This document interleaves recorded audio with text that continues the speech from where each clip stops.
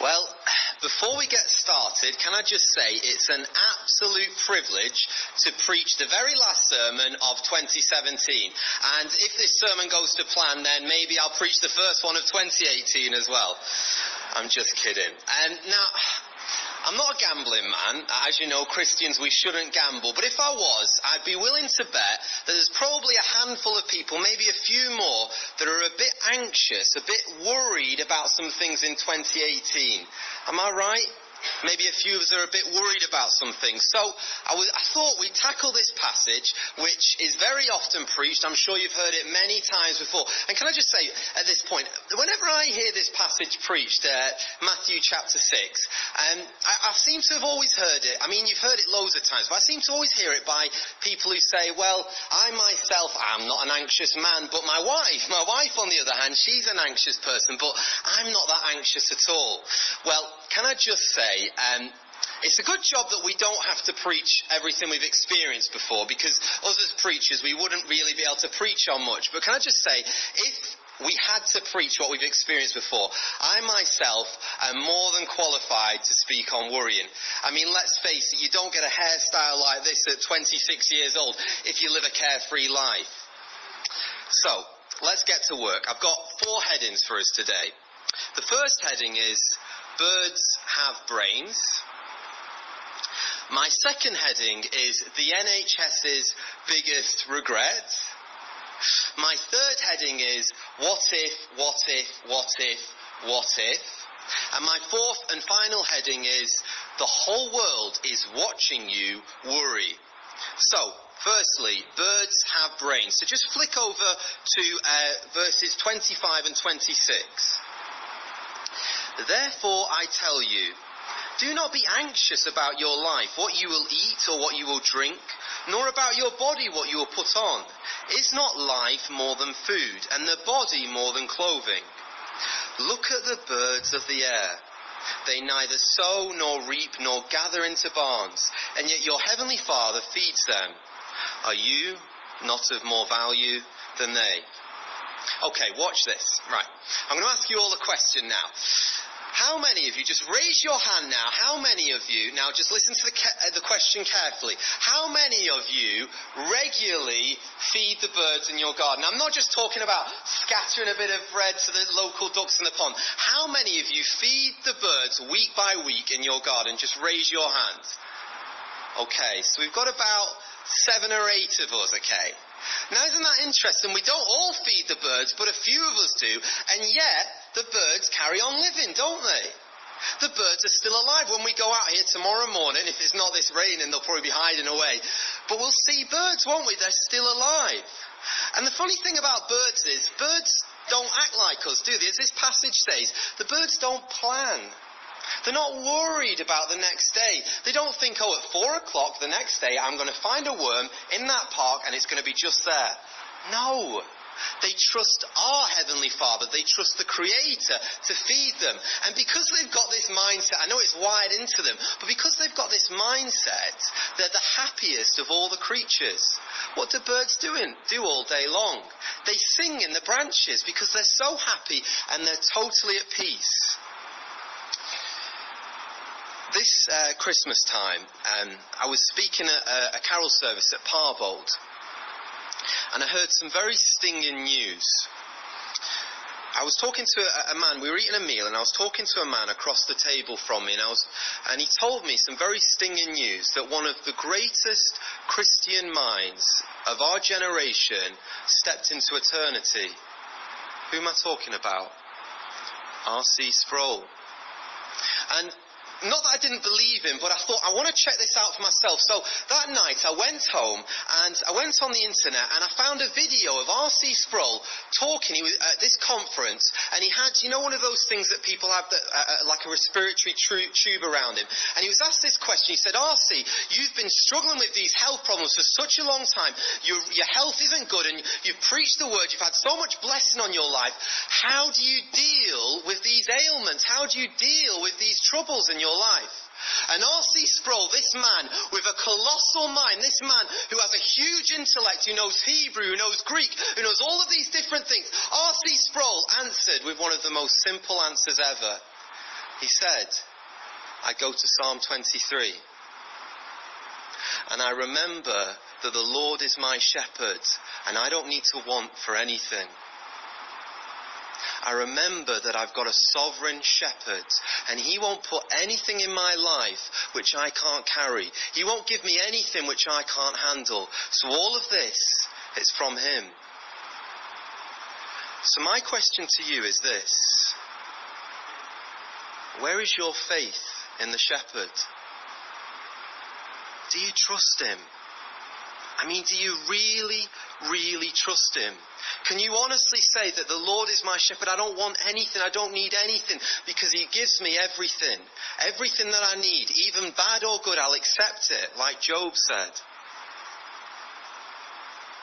So, secondly, the NHS's biggest regret. That you're wondering what it is. Let me tell you. Going online. Just look at verse 27 with me, please. And which of you, by being anxious, can add a single hour to his span of life? Now, come on, guys. We've all done it before, haven't we? We've all done it where we've woken up with a bit of a sore knee or a sore finger, and then we thought, well, I'll just type it in on Google. We put it in on Google, and then a couple of minutes later, we've got all these health conditions, and we think, I'm dying. It's true, we've done it, haven't we? We go on all of these symptoms, and we've all, if we're honest, we've all become hypochondriacs. We're all hypochondriacs, so we go online and we see all of these different things because these health websites give us these symptoms. I mean, if me and Emma could rack up all the diseases we think we've had over the years, we'd be embarrassed to admit to it. And the strange thing is this, anxiety is a big, fat waste of time. It achieves nothing. Absolutely nothing whatsoever. Let me tell you about a very intelligent man, okay? Now, this man, he used to get a lot of ulcers from worrying. All the time he got ulcers. Every time he had a worry, he got a bit of an ulcer. And he said, do you know what? I'm tired of having a mouthful of ulcers all the time. So do you know what I'm going to do? I'm only going to worry on one day a week. So he decided, I'm only going to worry on Wednesdays. So what he did, every single time he got a worry, he'd write it down on a piece of paper and he'd put it in his little worry box and he'd leave it there and he'd only open it on Wednesday. Can you guess what happened? When Wednesday came, they weren't even worth worrying about anymore. It wasn't needed anymore. Anxiety, it really is useless. And as this passage says, it says, which of you by worrying can add a single hour to his life? So that health condition we might have, worrying for another hour, is it going to give you another hour yet? Your mortgage, you can't pay that off. Is that going to give you another hour? Is that going to put a bit more money in the bank by worrying? It changes nothing. And the funny thing is, do you know what's really crazy? Worrying actually makes things worse. It does, it makes things worse. Charles Spurgeon told a story about this waiter. And I don't know if when you've been to a restaurant, we've all seen it, haven't you? You know when the waiter, they put a plate under their chin like that. Have you seen it when they do that? And they have a plate under the chin, they have another plate there and another one there. So this waiter, he had 6 plates in his hands. And he was terrified of dropping these plates. He just did not want to drop them. But the more he thought, I'm scared of dropping these plates, what started to happen? His hands started to shake. And then the more he thought about it, they shook even more. And then the more, and then suddenly, he dropped all of the plates. Am I talking to anyone here today? Am I the only one in this room who's worried for all these years and it's never achieved anything? It's never got me anywhere. In fact, it's made things worse. It's caused more problems worrying. So, thirdly, my third point is, what if, what if, what if, what if? So let's plunge into verse 34. Now, before we read this, out of all the minds in the world, there is no better piece of worrying advice than verse 34. Study it, think about it, it's incredible for those of you who are also worriers like me. Verse 34, therefore, do not be anxious about tomorrow, for tomorrow will be anxious for itself. Sufficient for the day is its own trouble. Is there any married couples in the room today? I presume quite a few of you are married. Now, if you're a married couple, you know what I'm talking about here. The real worrying seems to happen late at night when you're tucked in bed with your spouse. And your mind starts to run away with you, and you start burdening all of your worries on your spouse. Well, let me tell you a story about a married couple who also used to worry in bed. Now, there was this lady, she was actually the worrier, that the husband was okay. But this lady, she was such a bad worrier. And she was really terrified that one night, while they were asleep, a burglar would sneak into their house and steal all of those things. And she used to worry about it all the time, and some nights it would even keep her up. Anyway, one night, the couple fell asleep, and they heard a loud noise downstairs. So the husband, he put his dressing gown on and he went downstairs. And as he walked downstairs, lo and behold, in front of him was a man in a balaclava. It was a burglar. This is what he said to the burglar. Excuse me, sir. I can see you've got our LCD TV there. I can see you've got our jewellery there. I can see you've got our iPad, our phones. I can see you've got all of our stuff. Before you run off with all of our stuff, could I just borrow a moment of your time? Would you mind just coming upstairs so I can introduce you to my wife? She's been expecting you for 10 years now.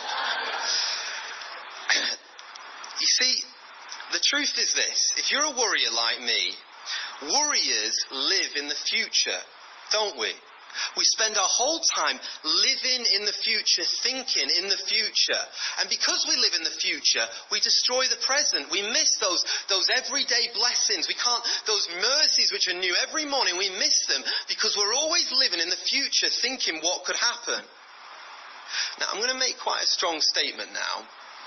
So just listen carefully to this. The two most poisonous words to the worrier are these two words. What if? What if I can't pay my mortgage this month?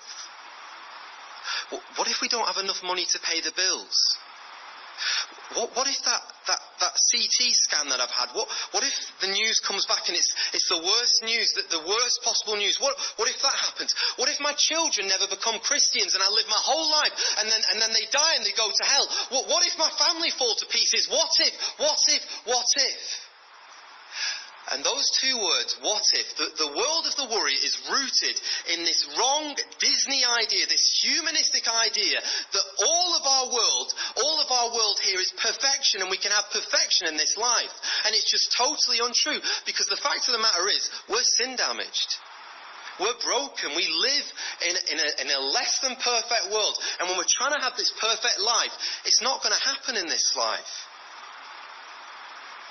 So, let me ask you, what is the one nightmare which, if it came true, it would totally shatter your world?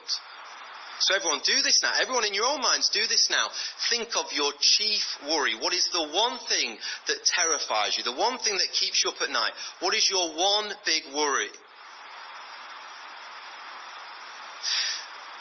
I don't think my wife will mind this. Well, she knows that it's coming anyway. But my wife actually had a year of really struggling with worry, a full year of really bad anxiety. But it was all changed through this passage.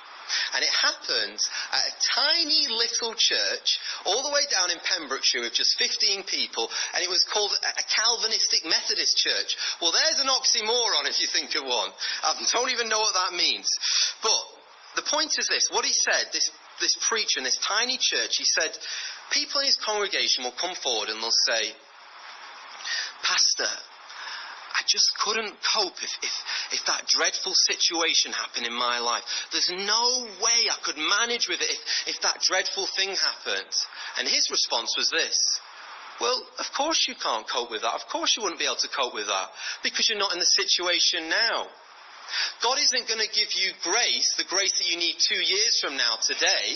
He's not going to give you that grace which is reserved for you if it happens. He's not going to give you that grace today because you're not in that situation today. Each day there's enough trouble and God covers it with enough grace. So each day there's just enough trouble and God provides just the right amount of grace to get you through that day. In 480 BC, the Spartan king Leonidas he had just a handful of soldiers. He was fighting this vast army in Persia, this massive big army. He was fighting them. And do you know what? That tiny little army with Spartan king Leonidas won the war, won the battle. Do you know how they did it?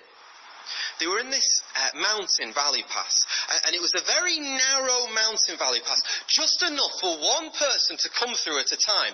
So King Leonidas and his soldiers, just a handful of them, they stood in the tiny bit of that narrow pass, just as one Persian soldier at a time came through, and they killed them one by one.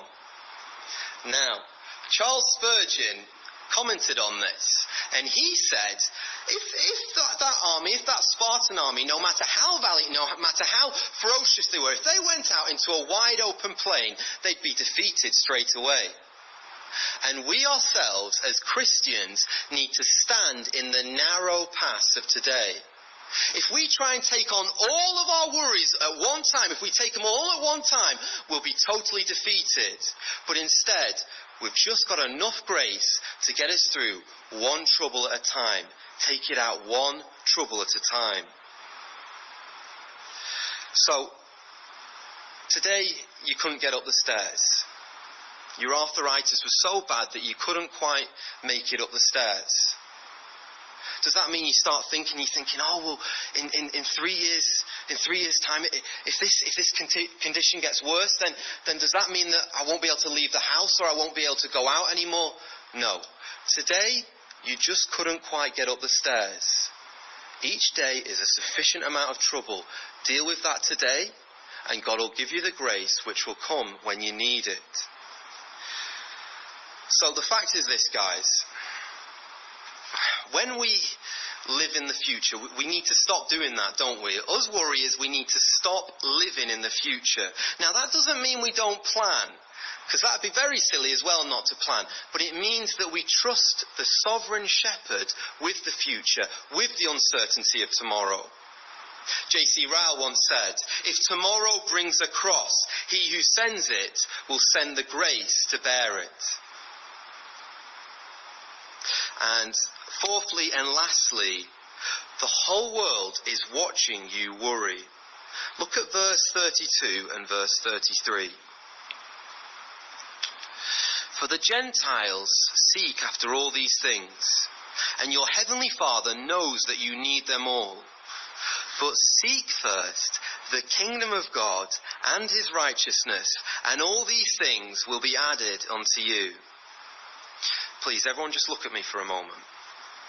The reason Jesus Christ warned so strongly against this problem of worry, the reason Jesus Christ talks about worry so much is because worrying is a ferociously dangerous indicator that all of our treasure is rooted in this earth. When I was writing this sermon, I had to stop and I had to think for a few moments. When was the last time I really thought about heaven? In the last month, in this whole last month of December, have I once thought about worry? I had to ask myself that. Have I once thought about worry? And the Bible says, build your treasures in heaven where moth and rust can't get to them. Build them in heaven. So let me ask you this question. When was the last time you really thought this? You thought, I wonder how my treasure's looking in heaven. I wonder how that, one day I'm going to be in heaven for millions upon billions, for eternity. I'm going to be there. How is that treasure looking? What's it going to be like with Jesus Christ? You see, wherever your treasure is, that's where your concern's going to be. If your treasure's in this earth and in all the trappings that come into this earth, well, that's where your concern's going to be. That's where you're going to be thinking. But if your treasure is in heaven with God, with Jesus Christ, well, that's what you're going to be thinking about. That's where your concern's going to be. So I need to ask you this. It's a bit of a strong question, but are we seeking first God's kingdom, or are we seeking first Satan's kingdom?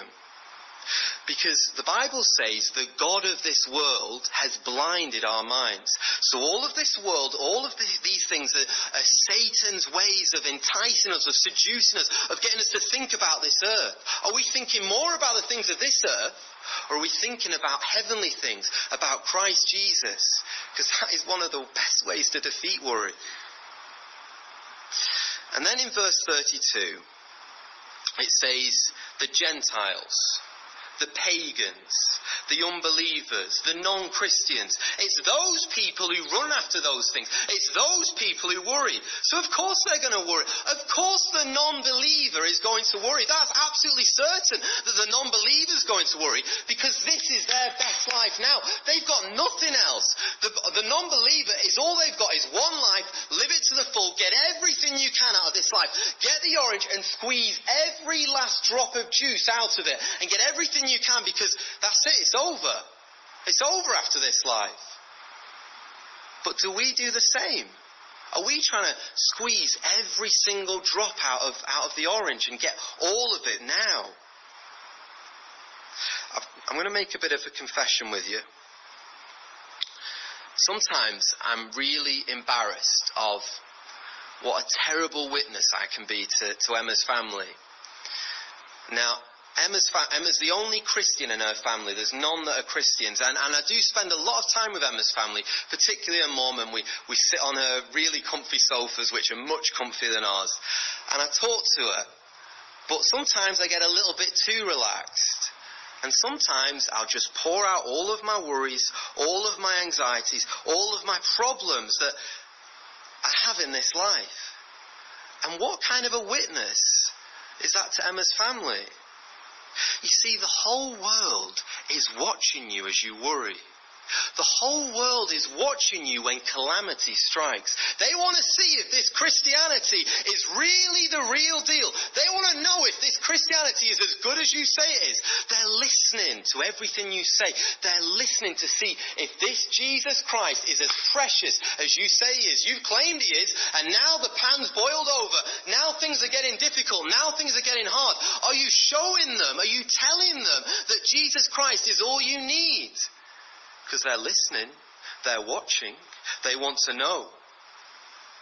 Leonard Ravenhill once said, the world does not need another definition of Christianity, it needs another demonstration of Christianity. Let me repeat that.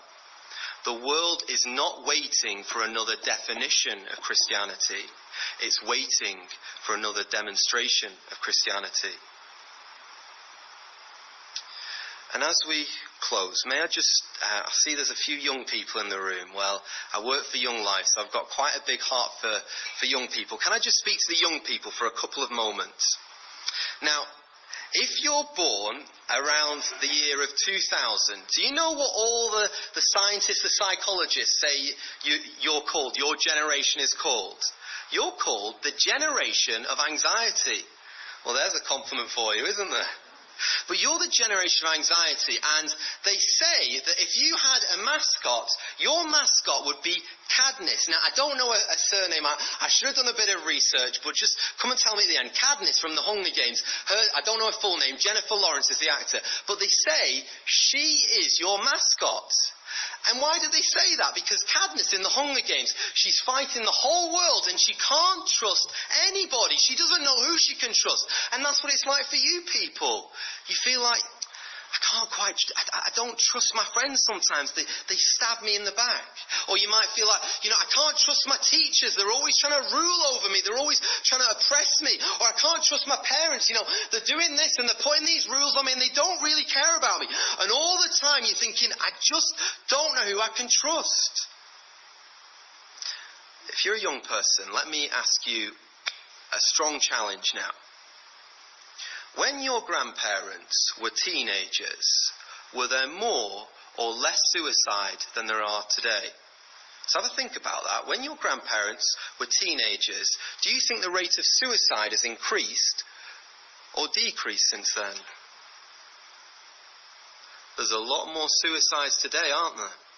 There's a lot more. Why? You go into the science lesson and you're told you're just an accident. There's no purpose. There's no meaning. There's no God that loved you and knitted you together in the womb. You're just from an animal. There's no point to life. And all the time you're thinking, does anybody love me? Is there anyone I can trust? The reason I go so hard on this line of suicide, before I worked in a school, I used to drive to work every morning. And there was a girl who literally just outside our road, as you turn out, there was a girl who stood at the bus stop there every single time when I'd pull out the road and I'd see her. Very pretty girl, had the whole world before her. Found out 2 months ago that same girl was found dead in another person's house. She committed suicide. If you're young or if you're old and you haven't yet trusted the Lord Jesus, the person who said, come to me, all you who are weary, who are anxious, who've got heavy burdens, come to me and I will give you rest. If you haven't come to him, come to him. Come to the Jesus who bore our griefs and our sorrows in his body at Calvary, who took the darkness of the cross, took all the judgment of God, all of God's anger for our wicked, sinful hearts, who was crushed, who was crucified on that cross for our sin. Come to him. There's forgiveness to be found at that cross at Calvary, where he died there for wretched sinners like you and me. Come to him. Come to him. And that same Jesus who hung there for sinners, he died. And they took that limp body and they put it in a tomb. And 1 day went by. 2 days went by. 3 days went by and Jesus burst forth out of that grave. He conquered the grave. He beat the grave. He beat death. He beat it all. And that's the key thing. If you put your trust in Jesus Christ, if you give your life to Jesus Christ, if you're a true Christian, then you can say this. You can say, you can take my car. You can take my house. You can take my family. You can take my health. You can take absolutely everything, but just leave me Jesus Christ. That's all I need. All I need is him. Before we part ways, let me just tell you a little bit about my grandma. Now, my grandma died when I was 4 years old. And when I speak at different places, or if I run into churches at Preston, they often say, I remember you, Grandma. And they always say two things about her. The first thing they say is she was a very beautiful lady. Well, it runs in the family as well. But the second thing they always say about my grandma is they say she was a really godly woman. She really loved the Lord.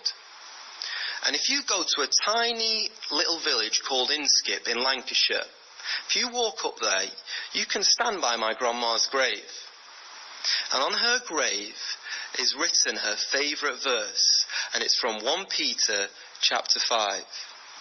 This is what it says: casting all your cares on him, for he careth for you.